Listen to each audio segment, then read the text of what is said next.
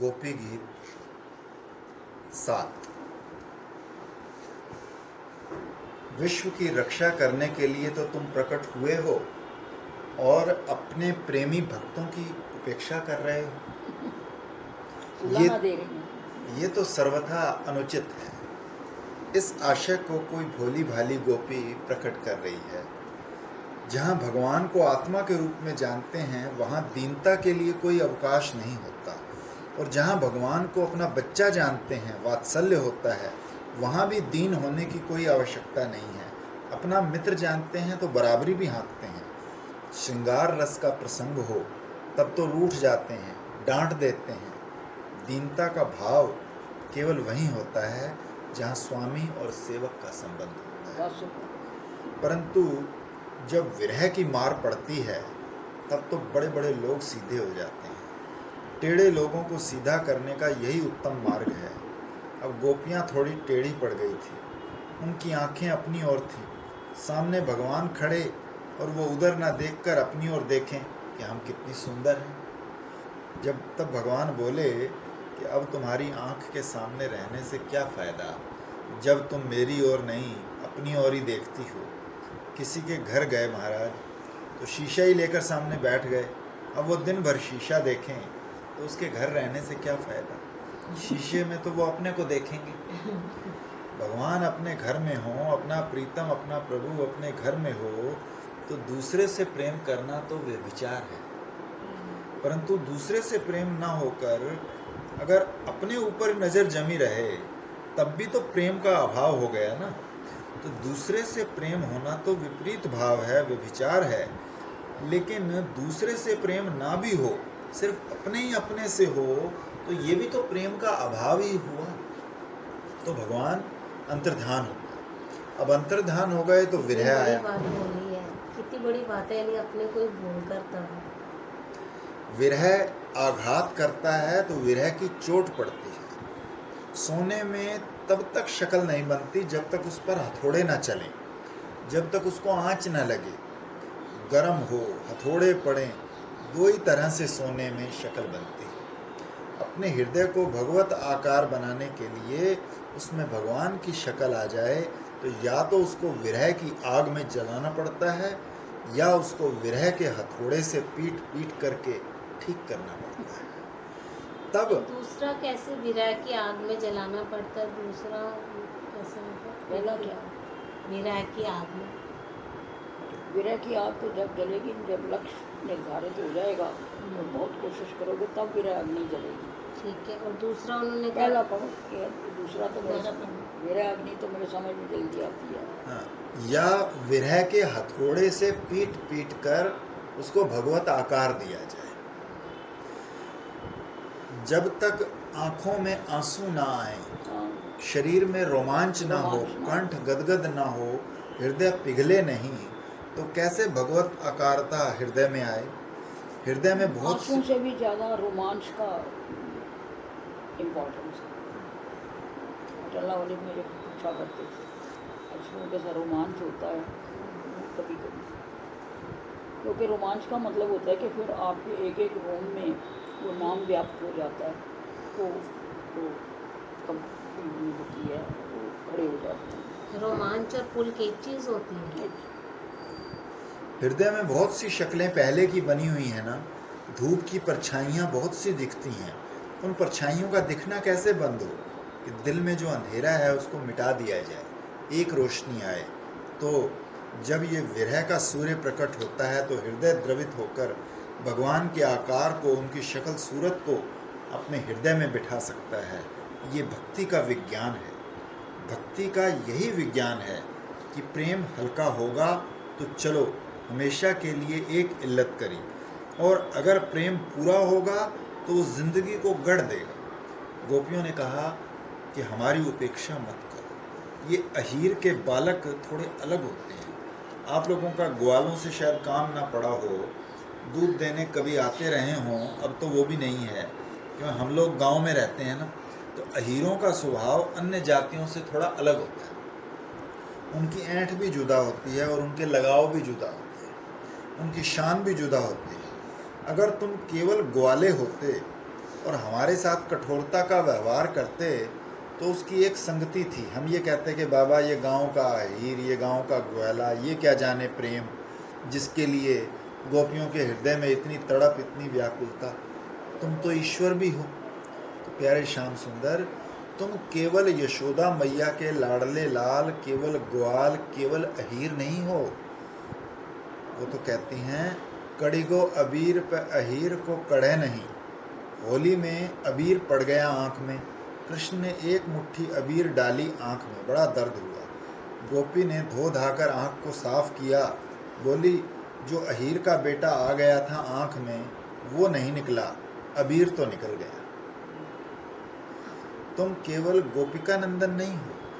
कहने का अभिप्राय क्या है?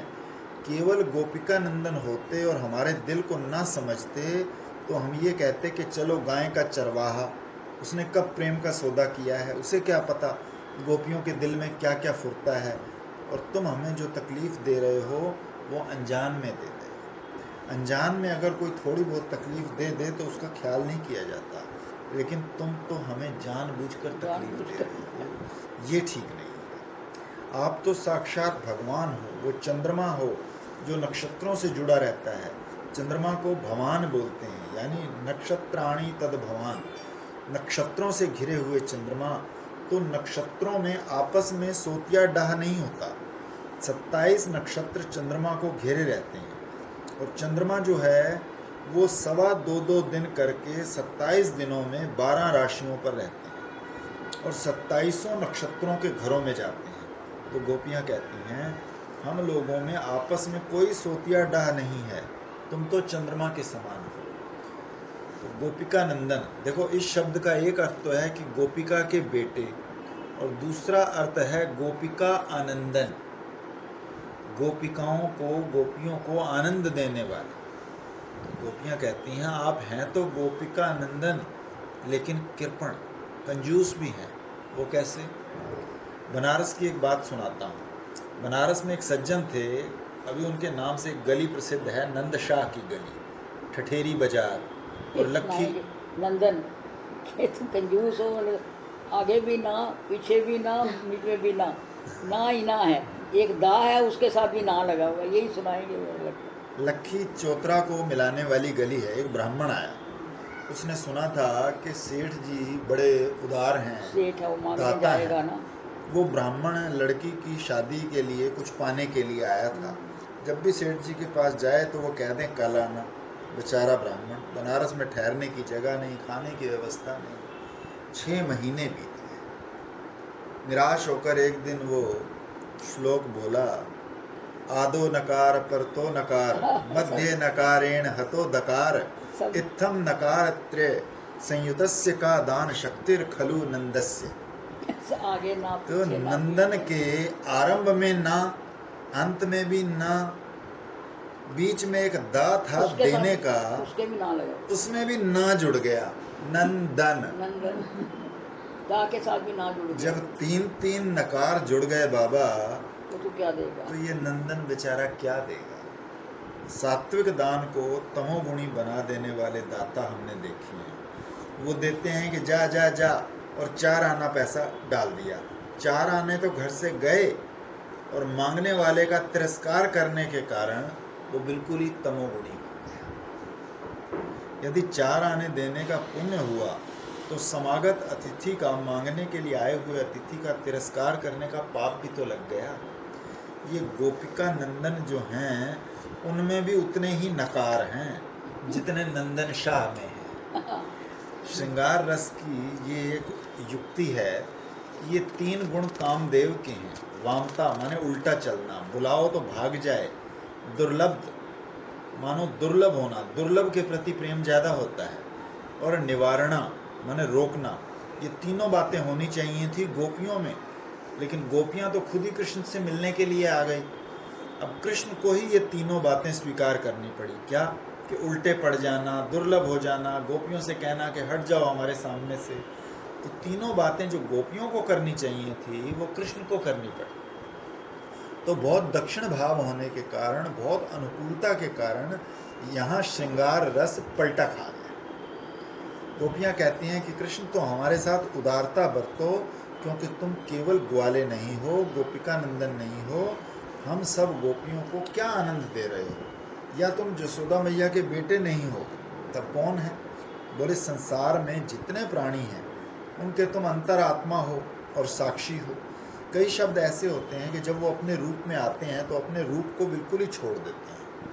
अहम शब्द है ना, ये जब आवाम बनता है और वयम बनता है और त्वाम का युवाम बनता है तो बेचारे अस्मत् और युष्मत इन दोनों का तो लोप हो जाता है। माने जब मैं, तुम और हम, ये रूप जब आत्मा ग्रहण करती है तो उसके असली स्वरूप का लोप हो जाता है। ऐसे ही शब्दों में से दृक् शब्द भी है, बनता है पश्यति और होता है दृक्। जैसे आकाश है ना, बहुत बड़ा विशाल, और अनंत कोटि ब्रह्मांड और तारा ग्रह नक्षत्र सब इसके भीतर पड़े हैं, लेकिन जब ये आँख के व्यवहार में आता है तो नीला होकर दिखाई देता है। नीलापन सच्चा नहीं है। इसी प्रकार परमात्मा जब व्यवहार में आता है तो औरत बनकर दिखता है, मर्द बनकर दिखता है, बच्चा बनकर दिखता है, पति पत्नी बनकर दिखता है, जैसा है उससे बिल्कुल अलग दिखाई पड़ता है। लेकिन पहचानने वाले लोग जानते हैं कि ऐसा होने पर भी ये परमात्मा है। जन्म लेने वाला मालूम पड़ता है लेकिन है अजन्मा, मरने वाला मालूम पड़ता है लेकिन है अमृत, परिच्छिन्न दिखाई देता है लेकिन है पूर्ण, साकार देखने में मालूम पड़ता है लेकिन है निराकार भी। तो ये परमात्मा जी जो हैं, ये जैसे हैं वैसे व्यवहार में दिखाई नहीं। ये रहते हैं सबके दिल में। ऐसी कोई देह नहीं है जो परमात्मा से खाली हो। अंतरात्मा अंतर्यामी भी हैं, संचालक भी हैं, सबके भीतर रहकर देखने वाले भी हैं। गोपियाँ कहती हैं जब तुम सबके हृदय में रहते हो तो हमारे हृदय में रहते हो कि नहीं, और सबके दिल की देखते हो तो हमारे दिल की देखते हो कि नहीं। देखो तुम्हारे लिए हमारा हृदय कितना व्याकुल है, हमें कितनी पीड़ा है, कितना दुख है। अरे गोपियों, हम तुम्हारे हृदय में अंतर्यामी रूप से भी हैं, दृष्टा रूप से भी हैं, सब देखते भी हैं, जानते भी हैं, लेकिन हम करेंगे कुछ नहीं। जब जो ठीक समझेंगे वही करेंगे। तब वो करेंगे, समय पर करेंगे, ऐसा ये थोड़ी मतलब कि है। अपनापन खोना पड़ता है ना। जब हम चाहते हैं कि ये ठीक है तो फिर हमारी शरणागति कहाँ गई, फिर हमको पहचान कहाँ आई? क्योंकि जो हो रहा है वो ठीक ही है। जो हमारे साथ हो रहा है, अगर हम लंगड़े भी हैं, लूले भी हैं, अभिमानी हैं, क्रोधी हैं, तो वो भी वही तो उसने बनाया हमको। ये बात। ऐसा थोड़ी है कि जान लिया और आग में कूद पड़े।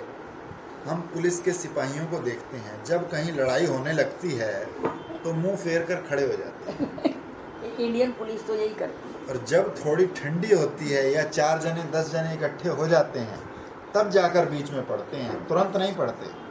बोले एक बार मैं बम्बई में था तो हिंदू मुसलमानों का दंगा हो रहा था, सन 34-35 की बात होगी। तो दादी सेठ अग्यारी लेन में लोग दुकानें लूटते थे, हम लोग खड़े खड़े देखते रहते थे और पुलिस दूसरी तरफ मुंह करके खड़ी रहती थी। जब वो लूट मार करके चले जाते तब सीटी बजती और पुलिस इकट्ठी हो जाती। तो ये थोड़ी है कि किसी का दुख देखकर तुरंत उस दुख में कूद पड़े। अरे भाई, जब मौका होता है तब कूदा जाता है। तो कृष्ण ने कहा अभी तो तुम्हारे घर में आग लगी है, बहुत व्याकुल हो गोपियों, मैं जानता तो हूँ तुम्हें बड़ा दुख है, लेकिन अभी तुम्हारे पास आने का मौका नहीं है। बाबा आए तो तुम संसार में इसीलिए हो। ब्रह्मा जी ने प्रार्थना की थी कि विखना माने ब्रह्मा, तो जो वेद के अर्थ को खोद खोद कर निकाले उसका नाम विखना होता है। तो एक व्याख्यान सागम है, उसमें बताया है कि भगवान की पूजा कैसे करनी चाहिए। तो ये जो रामानुज संप्रदाय है ना, श्री वैष्णव संप्रदाय, उसमें व्याख्यानस ब्रह्मत्व के अनुसार पूजा होती है। ये 3 प्रकार के आगम हैं। मध्व संप्रदाय में नारायणोक्त संप्रदाय के अनुसार पूजा होती है। इसी प्रकार शांकर संप्रदाय की पूजा अलग होती है। ब्रह्मा के, नारायण के, शिव के, ये 3 प्रकार के आगम हैं। तो ब्रह्मा की प्रार्थना पर तुम आए हो यहाँ और विश्व की रक्षा करने के लिए आए हो, तो क्या हम गोपियाँ इस विश्व में नहीं हैं? हमारी रक्षा करना क्या तुम्हारा धर्म नहीं है? हम तुम्हारे वियोग में मर जाएं तो क्या तुम हमारी रक्षा नहीं करोगे? तो बोले, अरे गोपियों, किसने कह दिया तुमसे कि हम अंतर्यामी हैं और दृष्टा हैं और ब्रह्मा की प्रार्थना करने पर आए हैं और विश्व की रक्षा करने के लिए आए हैं? तो वो बोली, हमको तो ये भी पता है कि तुम्हारा जन्म गोकुल में नहीं हुआ, तुम तो यदुवंशियों के कुल में पैदा हुए हो, यदुवंशियों के भक्तों के कुल में, और मथुरा में पैदा हुए हो। इसलिए जैसे चंद्रमा का उदय होता है वैसे ही तुम्हारा भी उदय हुआ है। दूसरों का संताप दूर करना ये तुम्हारा काम है। अच्छा लो, अब दूसरी बात सुनाते हैं। इन सब बातों में से वेदांत भी निकलता है, लेकिन वो मैं नहीं सुनाता। क्यों नहीं सुनाता हूँ कि जब हम उपनिषद और गीता की कथा करते हैं तो उसमें वेदांत सुनाने का बहुत मौका रहता है। तो अब ऐसे प्रेम के प्रसंग में व्याकरण और उपनिषद के मंत्रों के बल से तत्व ज्ञान की बात निकाल लेना, काहे को इतना जोर लगाना? और जब बिना जोर लगाए ही जगह जगह वेदांत निकलता है। अब देखो, एक गोपी बोलती है, उसकी बात पर ध्यान दो। वो कहती है, देखो कृष्ण, तुम छिप गए सो तो ठीक है, लेकिन एक कलई आज तुम्हारी खुल गई। एक बात मालूम पड़ गई, क्या? कि तुम जसोदा मैया के बेटे नहीं। ये हम सुन रखे। क्यों? क्योंकि यशोदा मैया में तो बहुत दया है, तेरे में दया होती तो छुपते क्यों? तुम उसके बेटे ही नहीं हो, तुम कहीं से आए हो। क्योंकि जसोदा मैया के हृदय में तो बड़ी दया है। बड़ी दया है, तुम्हारे में वो नहीं है, इसलिए तुम उसके बेटे नहीं हो। ममता माया है। अगर तुम उसके बेटे होते तो हम लोगों को इतनी दुख में पड़े देख दौड़े आते और बचा लेते। अरे गोपियों, ऐसा कहे को कहती हो? देखो, मैं तुम लोगों को इतना आनंद देता हूँ, जब मैं तुम्हारे सामने आता हूँ तो तुम्हारी आंखें खुली की खुली रह जाती हैं। किसी की नज़र बड़ी तेज लगती है, जानते हैं कि नहीं? तो एक बार मैं जब बच्चा था 9 बरस का, तो किसी के ब्याह में अभिषेक बोलने गया। जब मैं बोलने खड़ा हुआ, गणपति गिरिजा, तो किसी ने कहा बहुत बढ़िया, और ज्यों ही उसने कहा बहुत बढ़िया, उसी समय हमारा गला बंद हो गया। गला बंद हो गया। बोलती बंद हो गई, नज़र लग गई। तो ऐसे श्रोताओं में भी कभी कभी नज़र लगाने वाले लोग बैठे रहते हैं, कथा कई बार बंद हो जाती है। तो तुम गोपिका नंदन नहीं हो, क्योंकि जो गोपी कुमार होगा वो गोपी कुमारी से प्रेम करेगा, अपने सजातीय को कष्ट नहीं देगा। तुम तो गोपियों को कष्ट दे रहे हो। तो बोले, हाँ गोपियों, ये तो तुमने बहुत बढ़िया कहा। अब जैसे एक गोपी के मन में श्री कृष्ण आ गए हों, तो वो बोले, मैं सचमुच गोपिका नंदन नहीं हूँ, मैं तो सबके हृदय में बैठा हुआ अंतर्यामी दृष्टा ब्रह्म असंग उदासीन हूँ। ये जितने नाम हैं ना महात्माओं के, स्वामी असंगानंद जी महाराज, स्वामी अखंडानंद जी महाराज, ये जो असंग हैं, अखंड हैं, ये सब परमात्मा के स्वरूप के बोधक हैं। हम तो सबके हृदय में बैठे हुए हैं। तो गोपियों ने कहा, तुम क्यों झूठ बोलते हो? हम जानती हैं कि तुम अंतर्यामी नहीं हो, दृष्टा भी नहीं हो, ब्रह्मा भी नहीं हो। अरे बाबा, क्यों? बोले, गोपियाँ तो आंख बंद करके गीत बोल रही हैं ना, तो उनके मन में कृष्ण आते हैं तो थोड़ी बातचीत हो जाती है, मन ही मन झड़प हो जाती है। बोले कि अगर तुम अंतर्यामी होते, दृष्टा होते, तो कब के पिघल गए होते। अगर हमारे हृदय में होकर ये अंतर यमन करता तो दृष्टा दृश्य बन गया होता। हम इतनी दुखी हो रही हैं और तुम अंतर्यामी टुकुर टुकुर देख रहे हो। भगवान ने कहा, हरि गोपियों, क्या तुमको भगवान भी मालूम? टुकर टुकर देखता है ना थोड़ी देर की, भाई ये कब तक मुझे पुकारता रहेगा। उसी का नाम तो विरह है। इंसिस्ट करना पड़ता है ना कि आओ आओ आओ करके, तभी वो पिघल। दीदी, विरह में आंसू आते हैं, वो बात तो फिर रोमांच विरह से ही होता है क्या? रोमांच जब विरह हो रहा है तो रोमांच रोमांच थोड़ा मिलन में होता है। मिलन में होता है, विरह में नहीं होता। ये प्रेम जो है ये बड़ा प्रबल है, ये ईश्वर से भी बड़ा होता है। देखो, सारी दुनिया को ईश्वर नचाता है, लेकिन ईश्वर को कौन नचाता है? प्रेम नचाता है। सारी दुनिया का वजन ईश्वर ढोता है, लेकिन ईश्वर को फूल की तरह अपने कलेजे में बिठाकर कौन ढोता है? प्रेम ही तो ढोता है। तो ईश्वर से बड़ी चीज़ अगर दुनिया में कोई है तो वो प्रेम है। उसकी पहली चोट पड़ी गोपिका नंदन पर, और दूसरी पड़ी अंतर्यामी पर, और तीसरी बोले ब्रह्मा जी की प्रार्थना पर मैं आया हूँ। तो गोपी बोली, नारायण कहो, ब्रह्मा जी ने क्यों तुमसे प्रार्थना की थी? क्या उनके घर में कोई चोरी हो गई थी? क्या तकलीफ थी ब्रह्मा जी को कि तुमसे प्रार्थना करने के लिए चले आए? बोले दुनिया की रक्षा के लिए। बोले विश्व माने दुनिया और गुप्त माने रक्षा। ब्रह्मा जी ने कहा, ब्रह्मा जी ने प्रार्थना की तब मैं आया हूँ। गोपियों ने कहा बिल्कुल सरासर झूठ है ये बात। यदि ब्रह्मा ने विश्व की रक्षा के लिए प्रार्थना तो की हमारी होती रक्षा क्यों नहीं करते? तो क्या हम लोग विश्व में नहीं विश्व हैं? में नहीं है क्या? और हमारी रक्षा तुम नहीं करते तो हमारी रक्षा क्यों नहीं करते? इससे मालूम पड़ गया तुम रक्षा करने के लिए तो नहीं आए हो, मारने के लिए आए। बल्कि ये संस्कृत भाषा की विशेषता है, कई तरह से शब्दों का अलग अलग अर्थ निकल आता है। तो गोपियाँ बोली हमको एक बात तो लगती है कि ब्रह्मा ने सोचा होगा कि संसार के लोग यदि शम दम आदि संपत्ति से संपन्न होंगे और महात्माओं का संग करेंगे, जिज्ञासा करेंगे, तत्वमसि आदि महावाक्यों का विचार करेंगे तो सब मुक्त हो जाएंगे। जब सब मुक्त हो जाएंगे तो हमारी बनी बनाई सृष्टि बिगड़ जाएगी। तो तुमको महाराज प्रार्थना करके उन्होंने लाकर बिठा दिया होगा कि तुम किसी को दुनिया में शांति से रहने मत देना, वेरी गुड। किसी का इंद्रिय संयम मत होने देना, होने देना। किसी के मन में मोक्ष की इच्छा होने मत देना, जिज्ञासा मत होने देना, किसी को गुरु के पास मत जाने देना, बांसुरी बजा बजा कर नाच नाच कर गा गा कर लोगों को लुभाए रखना, जिससे लोग जन्म मरण के चक्कर में पड़े रहें।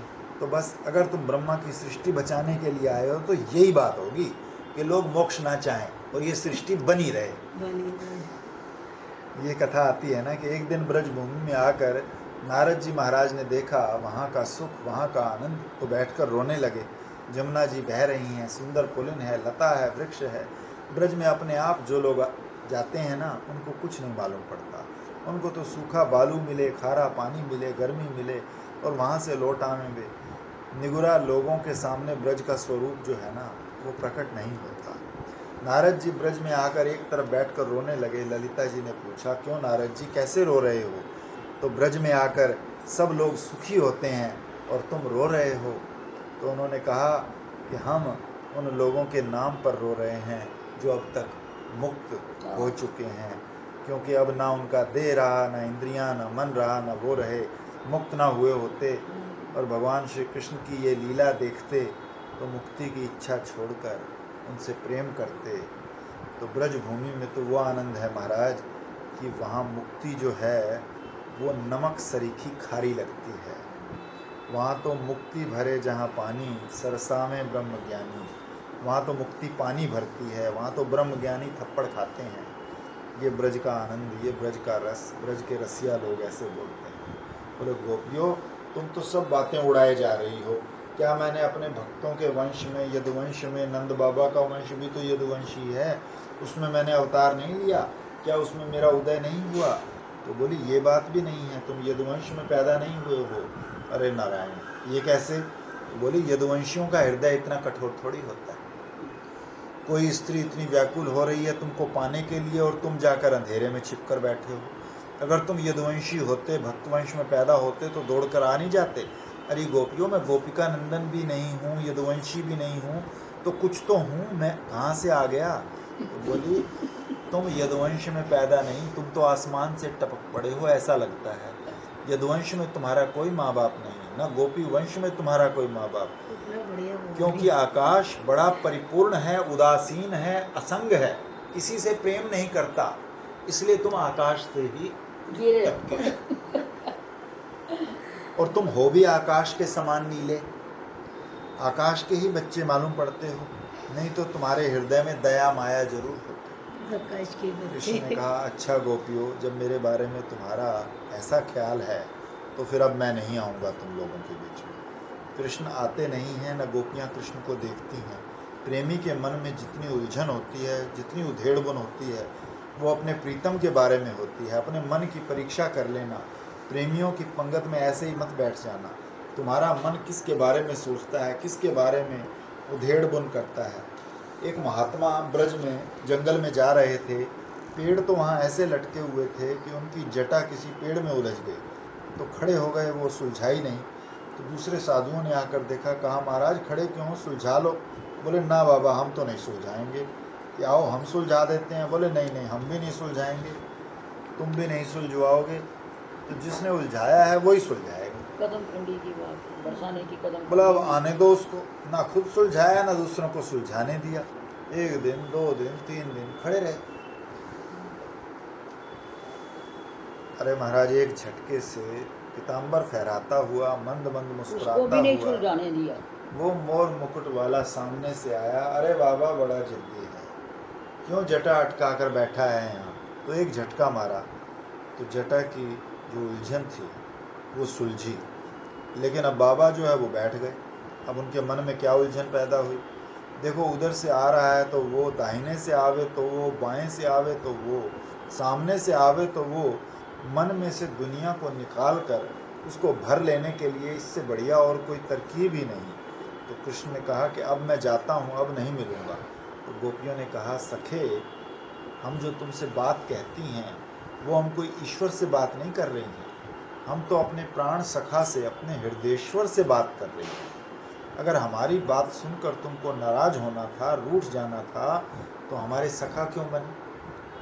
जब खेलने का अधिकार दे दिया तो इसमें मालिक और सेवक का भेद नहीं रहता। अब हम छोटे और तुम बड़े, ऐसा नहीं। 3 प्रकार से भगवान को देखा गया है कि जो सच्चे प्रेमी हैं वो तो भगवान को गोपिका नंदन के रूप में जानते हैं। जो तत्वज्ञ हैं वो अखिल देहिनाम अंतरात्म दृक् के रूप में जानते हैं। और जो बेचारे ईश्वर के उपासक भक्त हैं वे विखन सार्थितो विश्वगुप्तये के रूप में जानते हैं। मानो भगवान श्री कृष्ण अवतार रूप हैं, वो एक दृष्टि है, वो ब्रह्म रूप है, ये दूसरी दृष्टि है। और श्याम सुंदर नंद नंदन मुरली मनोहर प्राण प्यारे, ये तीसरी दृष्टि। तो ये जो भगवान कृष्ण का स्वरूप है ये गोपिका नंदन है। प्रेमियों के लिए सर्वोत्तम रूप यही है, गोपिका नंदन रूप। और ज्ञानियों के लिए सर्वोत्तम रूप है अंतरात्म दृक्। और जो ऐश्वर्य के उपासक हैं उनके लिए सर्वोत्तम रूप है विखन सार्थितो विश्वगुप्ते। तो इनमें से सच्चा कौन सा है। अरे बाबा जिसका सहारा लेकर जो ऊपर उठे उसके लिए वही सच्चा। उसकी जैसी दृष्टि वैसी, उसको जो अच्छा लगे। तो ये जो असली घर है भगवान का, उसमें पहुंचने के बाद वो फिर दुनिया में लौटने नहीं देता। ये तो आप गीता में पढ़ते होंगे कि सधाम परमम मम यद गत्वा न निवर्तन्ते। कुछ ऐसी पोल पट्टी है भगवान के धाम में कि वो कहते हैं कि जब एक बार आ गया तो यदि ये फिर लौट कर जाएगा तो दुनिया में कुछ ना कुछ अफवाहें फैलाएगा, बदनामी करेगा और लोग फिर यहाँ आना नहीं चाहेंगे। तो जो एक बार वहाँ गया तो हमेशा के लिए कैद ही कर लेते हैं। और ये सब रूप भगवान के जो हैं वो भगवान की और लोगों के मन को खींच कर ले जाने के लिए हैं। तो प्यार का रूप है गोपिका नंदन रूप, ज्ञान का रूप है अखिल देहांतरात्मक दृक् रूप, और ऐश्वर्य भक्ति का रूप है विखन सार्थितो विश्वगुप्ते। तो गोपियाँ कहती हैं इस समय तुम क्या कर रहे हो। ये रात का समय, ये बांसुरी बजाकर हमें बुलाना और प्रेम की इतनी लीला करना और इसके बाद अंतर्धान हो जाना। और इस तरह गोपियों को वन वन में भटक भटक करके ढूंढते देखना और उनका इतना कष्ट देख करके भी उनके बीच में प्रकट ना होना, ये ना तो गोपिका नंद वाले प्रेम के अनुरूप है, ना अंतर्याष्ट्रीय दृष्टा रूप के अनुरूप है, ना ऐश्वर्य रूप के अनुरूप है। तो किसी भी रूप के अनुरूप तुम्हारी ये लीला नहीं है। तो ये क्या अद्भुत लीला कर रहे हो कृष्ण, जो सर्वथा असंगत है। इसलिए अपने प्रेमियों के बीच में प्रकट हो और आओ हम लोगों के साथ हास विलास करो। प्यारे हमारी आँखों के सामने दिख जाओ, प्रत्यक्ष हो जाओ। आओ हम लोग फिर पहले के समान हंसें, खेलें, लीला करें। ये छिपने की लीला अब बंद करो।